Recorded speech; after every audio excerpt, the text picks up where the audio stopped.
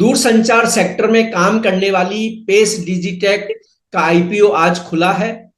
क्या कंपनी का business model और फाइनेंशियल पोजीशन इसे एक बेहतर निवेश का अवसर बनाते हैं इन्वेस्टरों के लिए? इस आईपीओ की डिटेल, प्राइस बैंड, कंपनी की मजबूती और रिस्क फैक्टर पर बात करेंगे कंपनी के चेयरमैन और मैनेजिंग डायरेक्टर वेणुगोपाल राव मद्दिसेट्टी से। मैं हूं कमल शर्मा। वेणुगोपाल जी, आपका स्वागत है मोलतोल में।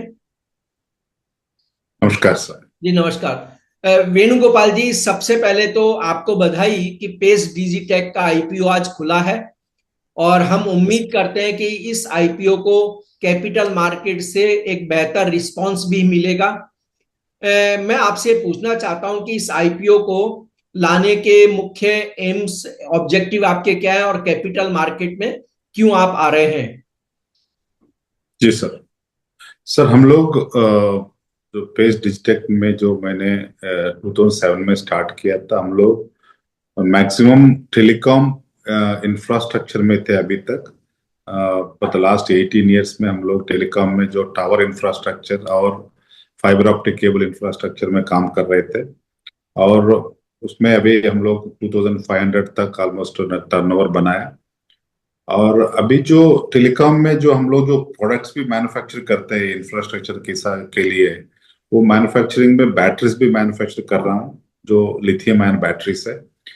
और वो एक्सपीरियंस लेके हम लोग अभी नया जो battery energy storage system grid scale का जो हम BESS बोलते हैं, विच इज ए नया न्यू सेक्टर है, न्यू एंड एमर्जिंग सेक्टर है, जो रिन्यूएबल एनर्जी के लिए battery and storage has become mandatory now. Because जो हमारा कंट्री में जो रिन्यूएबल एनर्जी जो है, आप अराउंड 200 गीगावाट तो हो ही चुका है और 300 गीगावाट अभी नेक्स्ट 5-6 साल में लगने वाला है। जी। और ये जो कंट्री का जो 50% रिन्यूएबल एनर्जी नीड जो है वो रिन्यूएबल एनर्जी से आनी है। इसका मतलब क्या है कि जो रिन्यूएबल एनर्जी में खासकर सोलार और विंड होता है, ये दोनों जो है वो इंटरमिटेंट एनर्जी है, मतलब वो कोई कंटिन्यूअसली अवेलेबल नहीं रहता है।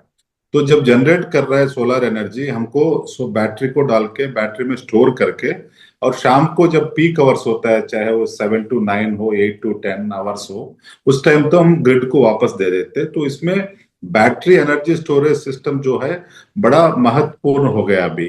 तो हम लोग उसमें एंटर किया। अब 2 साल पहले हमने इसको प्लांट किया था और ये जो प्लांट अभी बन गई थी, और 3 महीने पहले MNRE मिनिस्टर साहब ने इसको इनाग्रेशन भी किया था। तो ये जो है 5 गीगावाट आवर का जो बैटरी जो है वो हम बना सकते साल में। और कंट्री का जो रिक्वायरमेंट है, हर साल 100 गीगावाट आवर का जो रिक्वायरमेंट होने वाला है अभी से कम 20-25 साल तक।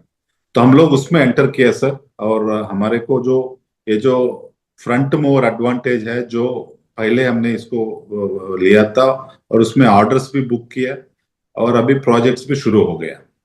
अच्छा, आपने जैसे टेलीकॉम सेक्टर और आपने पावर सेक्टर की बात करी, यानी कि बैटरी मैन्युफैक्चरिंग और बिजली को परंपरागत रूप से इकट्ठा करना और उसे फिर ग्रिड्स को देना, इसके लिए पेस डिजिटेक की अगर मैं बात करूं, जिस पर पेस डिजिटेक काम कर रही है, उसमें आने वाले 5 साल के अंदर, या हम कह दें कि और भी इससे लंबे पीरियड में, कितनी ग्रोथ आप देखते हैं? किस तरह का हमारा मार्केट साइज होगा और क्या संभावना है इस कंपनी के लिए?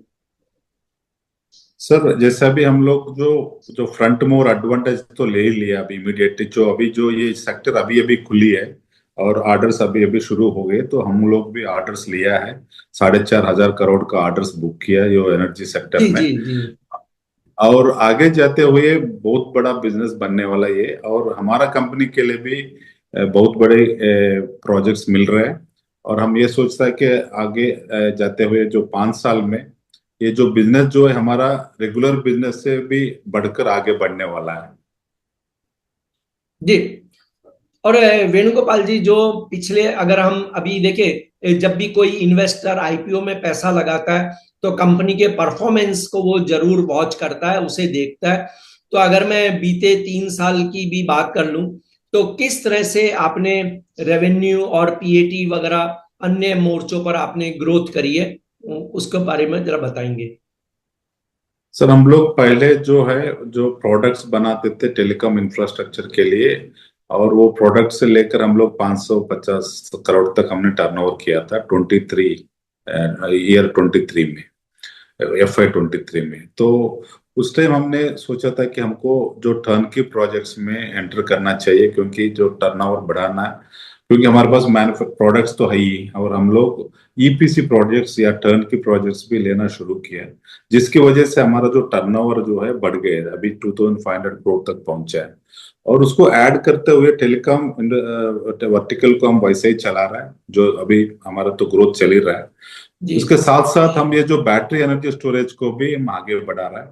इसकी वजह से हमारा जो टर्नओवर जो है वो दोनों तरफ से बढ़ने वाला है। तो आपको करंट फाइनेंशियल ईयर में लगभग कितने टर्नओवर की उम्मीद है, और प्रॉफिट आफ्टर टैक्स जो रहता है वो लगभग जी कितना अचीव करने की आप उम्मीद इस समय कर रहे हैं, या आपका अनुमान है? सर, हमारा जो अभी जो टर्नओवर हुई थी FY 25 में 2438 करोड़ हुई थी, जी। और उसका जो पैट मार्जिन है 279 करोड़ हुई थी। अभी ये जो करंट ईयर में जो FY 26 में हम लोग 2750 to 2800 करोड़ का टर्नओवर जा रहा है, और पैट जो है अराउंड 335 करोड़ तक हम एस्टिमेट कर रहे हैं सर। अच्छा, आईपीओ के जरिए जो फंडिंग जुटेगी करीबन 819 करोड़ रुपए से ऊपर का है आईपीओ। तो जी इस पैसे का यूज आप किन प्रोजेक्ट में करेंगे, या कहाँ कहाँ कैसे करेंगे, उसके बारे में जी आप जानकारी देंगे। सर, इसका जो IPO जो मनी जो है वो हम बैटरी स्टोरेज प्लांट्स में लगाने वाला है। एक बड़ा अच्छा प्रोजेक्ट मिला था हमको महाराष्ट्र से, एक 1500 मेगावाट आवर के बैटरी प्रोजेक्ट मिली थी।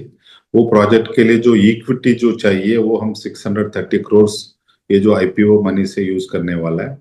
और जो बचा हुआ बैलेंस मनी है वो जनरल कारपोरेट एक्सपेंडिचर में हम यूज करने वाला है। बट ये जो खासकर हम लोग IPO जो मनी है, जो नया जो वर्टिकल हमने शुरू किया, वो बैटरी एनर्जी स्टोरेज के लिए यूज करने वाला है सर। तो आपके यानी पेस डिस्ट्रिक्ट के लिए जिन कंपनियों से कंपटीशन है, उनमें आप बेस्ट कैसे हैं, और कितने उनसे मजबूत हैं कंपटीशन में आप? सर, जब तक जहां तक ये जो बैटरी स्टोरेज जो है, जी। जो हम लोग पहले शुरू किया जो प्लांट है, बाकी लोग के से हिसाब से हमारा कंपटीशन के हिसाब से हम लोग देखा तो एटलीस्ट हम 2 साल पहले हम लोग इंडस्ट्री रेडी है। इसका मतलब फैक्ट्री अभी मैन्युफैक्चरिंग शुरू हो गई, दूसरा ऑर्डर्स भी हाथ में है, और तीसरा प्रोजेक्ट्स भी शुरू हो गया। तो ये हमारा कंपनी के लिए एक एडवांटेज है कि हम लोग पहले ही इसमें एंटर किया है। तो ये जो लीड जो है हम लोग मेंटेन करते रहेंगे सर। जी। और इसको कैपेसिटी भी बढ़ा रहा है अभी, 5 गीगावाट आवर से 10 गीगावाट आवर बनने वाला है।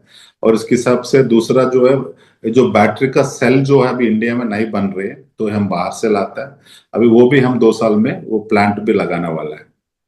अच्छा वेणुगोपाल जी, देखिए आईपीओ तो आज खुल गया है, लोगों को प्राइस बैंड और क्लोजिंग डेट, लिस्टिंग डेट पता होती है। फिर भी बहुत सारे इन्वेस्टर ने शायद इस पे अभी ध्यान नहीं दिया हो। तो आप कृपया वो बताएं कि आईपीओ की प्राइस बैंड क्या रखी गई है, इशू कब क्लोज होगा, क्योंकि खुल तो आज गया ही है। और आप किस तारीख को कौन कौन से स्टॉक एक्सचेंज में लिस्टिंग करेंगे पेस डिजिटेक को? सर, ये हमारा जो इश्यू क्लोज होगी 30 सितंबर यानी कि ट्यूसडे। और ये जो लिस्टिंग होगी BSE में और NSE में, दोनों में लिस्टिंग होगी। और जो प्राइस बैंड है जो 208 रुपीज से 219 रुपीज है बैंड। जी। 219 अपर बैंड है। जी। और एक देखिए अंतिम एक सवाल है कि जिसमें इन्वेस्टर ये भी देखता है कि कंपनी ग्रोथ कर रही है, कंपनी के परफॉर्मेंस बहुत अच्छे हैं। आपने भी ये बताया कि हम अब निरंतर ग्रोथ करेंगे, क्योंकि भारत इंफ्रास्ट्रक्चर के सेक्टर में दुनिया में सबसे अच्छी ग्रोथ करने वाले देशों में से एक है। तो पर लेकिन देखिए क्या होता है वेणुगोपाल जी, कंपनी में लोग ये भी सोचते हैं कि कोई रिस्क फैक्टर है क्या। अगर कोई रिस्क फैक्टर हो तो उन पे आप डिस्कस कर सकते हैं। सर, रिस्क फैक्टर्स जो जैसा भी इंडस्ट्री का जो रिस्क होता है वो तो मतलब ये जो सेक्टर जो अभी अभी खुली है सर, अगर बिल्कुल। टेलीकॉम में तो हम लोग 15 साल से काम कर रहा है, वो मतलब दो तीन मतलब क्या कहते हैं पॉजिटिव्स और नेगेटिव्स भी देखा है, बट ये जो नया सेक्टर है हमारा, तो we are in the good position, क्योंकि हम लोग पहले से शुरू किया ये काम। We are having that early mover advantage, point number one. Point number two, हम लोग ये फील्ड को अच्छी तरह से जानते हैं। ऊपर से हम लोग जो मैन्युफैक्चरिंग एक्सपीरियंस है बाकी लोगों से हमारा जो है ज्यादा है बैटरीज में। और हम सोचते हैं कि हमारा हमारा जो कंपनी जो नेक्स्ट लेवल पे जाने के लिए ये बड़ा अच्छा मौका है। और दूसरी बात यह है सर, हमने ये जो पूरा जो आईपीओ जो है वो प्राइमरी किया है, यानी कि जो हाँ, O F over S shot कुछ सेल नहीं है। नहीं है सर आपके में, ये वो बहुत अच्छी वो बात नहीं है। है, तो इसको वो ये भी कहता है कि हम लोग फंड्स को अच्छी तरह से यूटिलाइज करके जी कंपनी को ग्रो करना चाहता है। तो यही हमारा इच्छा है सर। जी। मैं आपके आईपीओ के फिर से सफल होने की शुभकामना देता हूं। आपका धन्यवाद, शुक्रिया Venugopal ji. Thank you very much, thank you.